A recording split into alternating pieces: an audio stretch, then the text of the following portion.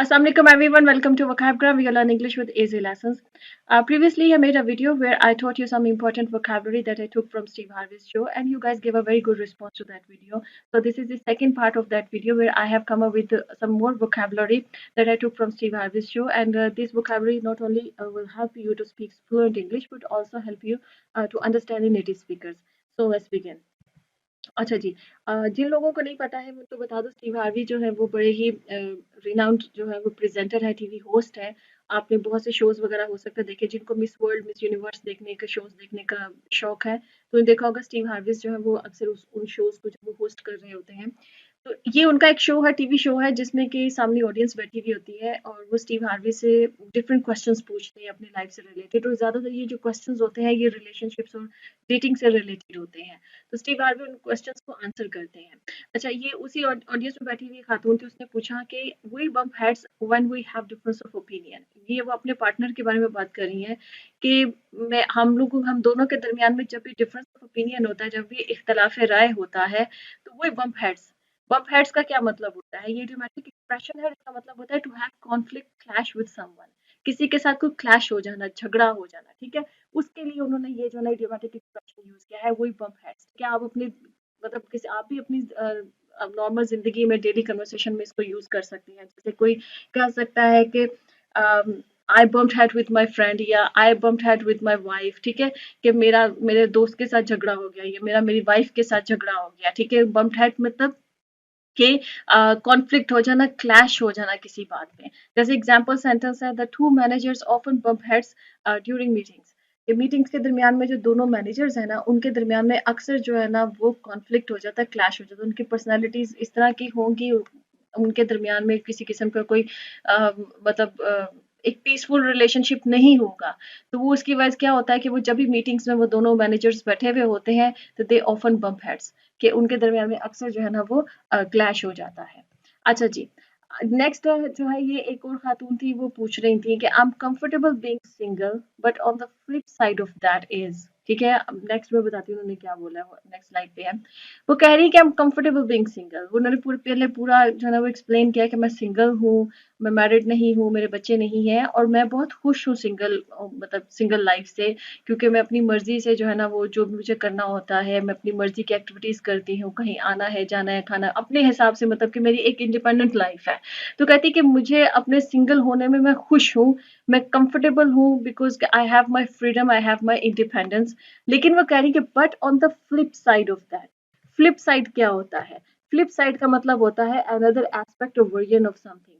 मतलब किसी एक सिचुएशन होती है ना, उसका एक साइड होती है, एक नजरिया होता है, लेकिन उसका एक और नजरिया भी होता है, सिचुएशन का एक दूसरी साइड भी होती है। फ्लिप साइड देखिए, जैसे वो कॉइन होता है ना, कॉइन आप उसको फ्लिप करते हैं तो फिर आप उसकी दूसरी साइड देखते हैं, ठीक है? तो हर सिचुएशन की जो एक सामने हमें जो एक नजरिया या जो एक एक वो साइड हमें नजर आ रही होती है ना, उसी सिचुएशन के एक और नजरिया भी होता है, एक और साइड भी होती है। तो उसको अगर आपने बोलना है तो आप कहेंगे कि ऑन द फ्लिप साइड, ठीक है? कि मगर इसका जो दूसरा पहलू जिसको आप कह सकते हैं उर्दू में, ठीक है? तो इसका जो दूसरा पहलू है, ठीक है? जैसे कि technology has made our life more convenient. Technology जो है उसने हमारी जिंदगी को बहुत आसान बना दिया है, but the flip side is that it has also increase our dependency.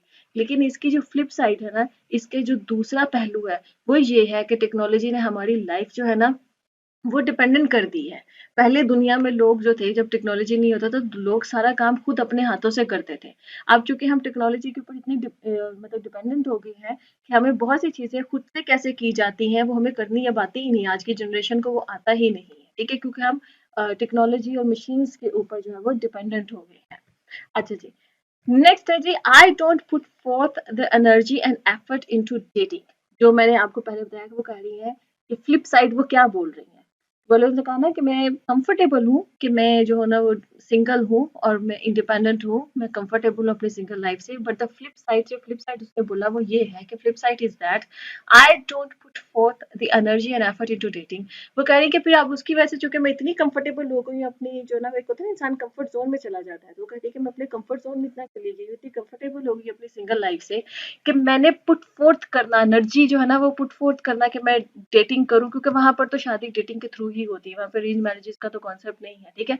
तो कह रही है कि मैं उस चीज की तरफ जो है ना वो मैं कोई एनर्जी जो है ना वो पुट फोर्थ कर ही नहीं रही। और पुट फोर्थ का क्या मतलब होता है? पुट फोर्थ का मतलब वैसे तो इसको जो नॉर्मली जो पुट फोर्थ जो वो यूज किया जाता है वो यह किया जाता है जब आपने क्या नाम होता है किसी आइडिया या किसी नजरिए को किसी पर्पस को जो है ना वो आप किसी दूसरे के सामने जो है ना वो रखते हैं। पुट फोर्थ करने का मतलब कोई आइडिया कोई नजरिया कोई भी चीज जो है ना वो दूसरे के सामने रखना। तो you are putting forth that idea। ठीक है, जैसे कह सकते हैं कि I put forth this idea in front of my boss, कि मैंने जो है ना ये आइडिया अपने बॉस के सामने रखा। ठीक है, या I put forth this proposal in front of her, मैंने उसके सामने ये प्रपोजल रखा। ठीक है, पुट फोर्थ का मतलब होता है किसी दूसरे के सामने कोई आइडिया कोई नजरिया कोई चीज रखना कि जिसको दूसरा कंसीडर करेगा उसके ऊपर सोचेगा। ठीक है, पुट फोर्थ इस मीनिंग में इस्तेमाल होता है। लेकिन पुट फोर्थ जो ना वो एनर्जी लगाना एफर्ट लगाने के मीनिंग में भी इस्तेमाल होता है। तो to put forth the energy to put forth the effort. ठीक है, मतलब कि एनर्जी लगाना किसी चीज में कोशिश लगाना कोशिश करना जो होता है उसके लिए भी ये इस्तेमाल होता है। तो वो यहाँ पर ये कहना चाह रही हैं कि उसकी फ्लिप साइड ये हुई है, मैं इतनी कंफर्टेबल हो गई हूँ कि मैं अब कोई एनर्जी या कोई कोशिश जो है ना कोई एफर्ट जो है ना वो डेटिंग में लगा ही नहीं रही हूँ, मैं पुट फोर्थ ही नहीं कर रही हूँ। ठीक है, अब इसको जैसे एग्जाम्पल सेंटेंस है, दो एग्जाम्पल सेंटेंसेस है। Team put fourth a well research proposal for the new project. ठीक है, कि टीम ने जो है ना वो एक बहुत ही अच्छा रिसर्च करके जो है ना एक जो प्रपोजल है वो प्रोजेक्ट का वो सामने रखा है। पुट फोर्थ किया है मतलब के सामने रखा है। इसी तरह से सेकंड सेंटेंस है she put fourth all her energy and determination into achieving her goals.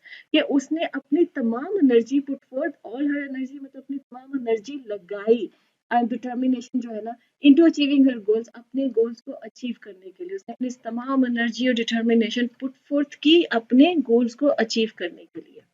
अच्छा जी, नेक्स्ट हमारे पास वो है जी, there is nothing you can say, you gotta let it play out. ये स्टीव हार्वी ने बोला था। एक लड़की वहां पे पूछ रही थी कि मेरी फ्रेंड है और वो किसी लड़के को डेट कर रही है और वो लड़का उसके लिए ठीक नहीं है, लेकिन मेरी फ्रेंड इस बात को समझ नहीं रही है, तो मैं उसको कैसे समझाऊं? तो उस पर उसने कहा था स्टीव हार्वी ने, there is nothing you can say, कि आप इस मामले में कुछ नहीं कह सकती हैं। You gotta let it play out. आपको इस सिचुएशन को खुद प्ले आउट होने देना पड़ेगा। प्ले आउट का मतलब होता है किसी चीज का किसी सिचुएशन का होना डेवलप होना, कि एक सिचुएशन किस तरफ प्ले आउट कर रही है, मतलब कि एक सिचुएशन किस डायरेक्शन में जो है ना वो मतलब अनफोल्ड हो रही है, सिचुएशन किस तरफ को बढ़ रही है, उसके लिए प्ले आउट जो है ना वो यूज होता है। ठीक है, जैसे कहते हैं कि let's see how things play out, चलो देखते हैं कि चीजें अब किस तरफ बढ़ती हैं। आपने अक्सर ये सुना होगा, अक्सर लोग बोलते हैं let's see how things play out, कि देखते हैं कि चीजें किस तरफ बढ़ती हैं। ठीक है, तो किसी सिचुएशन का किसी एक खास डायरेक्शन में डेवलप होना, उस डायरेक्शन में अनफोल्ड होना ना, उसके लिए प्ले आउट जो है ना वो यूज होता है। ठीक है, तो उसके कहने का मतलब ये था कि तुम जो है ना अपनी फ्रेंड को कुछ भी नहीं सिचुएशन में कह सकती हो और इसको वक्त पे छोड़ दो, देखो कि जो उसकी सिचुएशन चल रही है वो किस तरफ को जो ना उसके हालात जाते हैं। ठीक है, किस तरफ वो तुम्हें उसके हालात को खुद जो ना इस डायरेक्शन में जाना चाहिए कि जहां पर वो खुद इस चीज को रियलाइज कर ले कि उसने जो डिसीजन लिया है वो गलत डिसीजन लिया है।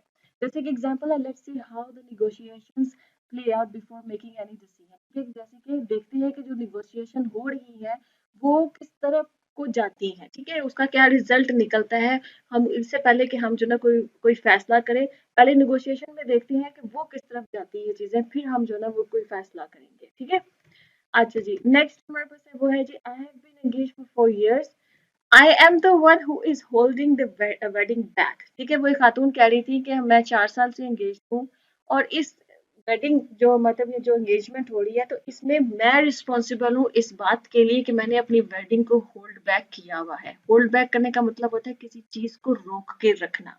ठीक है, जैसे कि कोई इंसान जो है वो अपने इमोशंस को किसी सिचुएशन में बड़ा कंट्रोल करके रोक के रखे कि लोगों को समझ ना आए कि उसके अंदर क्या इमोशंस चल रहे हैं, तो that person is holding back his emotions. ठीक है, या कोई इंसान जो किसी सिचुएशन में अपने आंसू जो है वो बड़ा रोक के रखे, तो that person is holding back his और हर टीयर्स। ठीक है, कि वो अपने आंसुओं को उसने होल्ड बैक किया है, मतलब रोक कर रखना। तो इसमें वो कह रही है कि मतलब 4 साल से हमारी एंगेजमेंट हुई हुई है but I am the one who is holding the wedding back, कि मैं हूँ वो बंदा, मतलब वो लड़के की तरफ से जो है ना वो शादी पोस्टपोन नहीं हो रही है, वो उस लड़की की तरफ से हो रही है, कि मैं जो ना अभी तक बात एंगेजमेंट के बाद शादी तक नहीं पहुंची है, तो आई एम द वन, कि मैं responsible who is holding the wedding back, जिसने शादी को रोक कर रखा है, अभी शादी नहीं कर रही हूँ।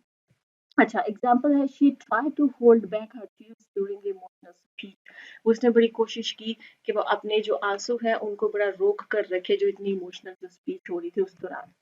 नेक्स्ट हमारे पास हुआ है जी, lying is good thing because it spares people feelings. ये किसी खातून ने क्वेश्चन किया था कि आदमी झूठ क्यों बोलते हैं।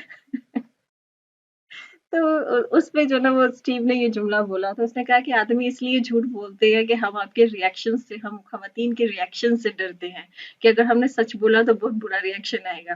फिर उसने ये बोला था, कहते हैं कि lying is good thing because it spares people feelings. कि वो कह रहे हैं कि जो जो झूठ बोलना है ना, वो कुछ सिचुएशंस में अच्छा होता है, क्योंकि वो लोगों की जो फीलिंग्स होती है ना, उसको बचा लेता है। ठीक है, अब स्पेयर का मतलब क्या है? स्पेयर के दो तीन डिफरेंट मीनिंग्स में इस्तेमाल होता है। Do you have a spare pen? आप अक्सर किसी से पूछते हैं कि क्या मतलब है कि तुम्हारे पास कोई एक्स्ट्रा अजाफी पेन है। स्पेयर का मतलब होता है कोई चीज आपके पास एक्स्ट्रा पड़ी हुई है, अजाफी पड़ी हुई है। हाँ, तो उसके लिए आप कहते हैं कि do you have a spare pen. ठीक है, इसी तरह से जैसे कि ही स्पेयर्ड हिज लाइफ, उसने उसकी जिंदगी जो है ना वो बख्श दी, जिसको हम बख्श देना कहते हैं ना। जिंदगी बचाना का मीनिंग में नहीं होता स्पेयर, वो होता है ही सेव्ड हिज लाइफ, उसने उसकी जिंदगी बचाई। एक होता है he spared his life. Spared his life का मतलब ये है कि वो जिंदगी उसकी ले सकता था, वो उसके गन पॉइंट पे था, लेकिन उसने उसकी जिंदगी बख्श दी। तो वहां पर स्पेयर का जो ना वो वर्ड यूज होता है। ठीक है, इसी तरह से स्पेयर का मतलब होता है किसी चीज को सेव कर लेना, बचा लेना। जैसे मैंने आपसे कहा ना कि do you have a spare pen, आपके पास कोई एक्स्ट्रा पेन है। Do you have spare shirt, और डू यू हैव समथिंग, जो भी आपके पास एक्स्ट्रा पड़ी हुई जो दूसरे को आप किसी को दे सके, उस मीनिंग में भी इस्तेमाल होता है। लाइफ किसी दूसरे की जिंदगी को बख्श देना, उस मीनिंग में भी इस्तेमाल होता है। और एक होता है किसी चीज को बचाना, ठीक है, उसके लिए भी इस्तेमाल होता है। तो वो कहते हैं कि इट स्पेयर्स पीपल फीलिंग्स, मतलब ये लोगों के फीलिंग्स को बचाता है। क्या बचाता है? लोगों की फीलिंग्स को हर्ट होने से बचाता है। झूठ जो है ना, क्योंकि आप सच बोलेंगे तो लोगों की फीलिंग्स हो सकता है कि वो हर्ट हो, तो उससे जो ना वो इट स्पेयर्स पीपल्स फीलिंग, कि वो लोगों की जो जिंदगी की, लोगों की जो फीलिंग्स है, उनके जो जो भी जज्बात है, इमोशंस है, उनको वो स्पेयर कर देता है, उनको वो बचा देता है। जैसे कि I need to spare some money this month pay for unexpected expenses. देखिए कि मुझे स्पेयर सम मनी का मतलब ये है कि मुझे कुछ पैसे जो है ना वो बचा कर रखने की जरूरत है। I need to spare some money, मुझे कुछ पैसे इस महीने बचा कर रखने की जरूरत है, ताकि मैं जो अनएक्सपेक्टेड एक्सपेंसेस हैं, जो एकदम जो एक्सपेक्ट नहीं इंसान ने किए होते, ऐसे कोई अखराजात निकल आते हैं, तो उनके लिए मैं पे कर। अच्छा जी, नेक्स्ट है जी, वो है I tell them upfront that I don't want to waste your time. ये लड़की बोल रही थी, कहती कि मतलब जब जब भी वो कहीं डेट वगैरह पर जाती है तो कहती है कि I tell them upfront. Upfront का मतलब ये होता है कि मैं कहती है कि मैं मतलब कि बता देती हूँ कि मैं आपका वक्त जाया नहीं करना चाहती हूँ। अपफ्रंट का मतलब ये होता है कोई इंसान अपफ्रंट है, मतलब कि वो इंसान ऑनेस्ट है, और वो स्ट्रेट सीधी बात जो ना सामने रख देता है, वो बातों को घुमा फिरा नहीं रहा है। तो उसके लिए अपफ्रंट होता है कि आप ऑनेस्ट बन रहे हैं किसी चीज के बारे में, जो वो बात असल में है, जो सिचुएशन जैसी है, आप वैसे का वैसे ही बात जो है ना दूसरे के सामने रख दे, तो यू आर बीइंग अपफ्रंट। ठीक है, आपने अपफ्रंट जो है ना बताया। जैसे कि आप कह सकते हैं the salesman told us upfront all the flaws in the product, कि जो सेल्समैन था उसने हमारे सामने सीधा, हमारे मुंह पर, मतलब कि सीधा मुंह पर साफ ऑनेस्टली, मतलब उसने बता दिया कि इस प्रोडक्ट में ये वाले फ्लॉज हैं। ठीक है, जैसे कि एग्जांपल है, she always tells her friend upfront if she can attend an event so they can plan accordingly. ठीक है, तो वो कह रहे हैं कि she always tells her friend upfront, वो हमेशा अपने दोस्तों को सीधा बता देती है, साफ ऑनेस्टली बता देती है। If she can attend an event, अगर वो कोई इवेंट अटेंड नहीं कर सकती, तो वो ये नहीं कहेगी हाँ हाँ मैं आ रहा हूँ और फिर वो ना आए। ठीक है, अक्सर लोग करते हैं ना ऐसे। अगर उसने नहीं आना है तो she tells her friends upfront. ठीक है, वो अपफ्रंट बता देती है। अपफ्रंट का मतलब होता है किसी चीज के बारे में आप ऑनेस्टली, जो भी सीधी बात होती है, वो इंसान को बता दे। ये उस इंसान को भी कहा जाता है, और मतलब कि जो उसने बात की उसको भी कहा जाता है। ओके जी फ्रेंड्स, यहाँ पर लेसन खत्म होता है। आई होप कि इंटरेस्टिंग था, आपने इंटरेस्टिंग वोकैबुलरी सीखी है। बताइए अगर ऐसे मजीद लेसन चाहिए तो फिर मजीद लेसन भी आ जाएंगे। अल्लाह हाफिज।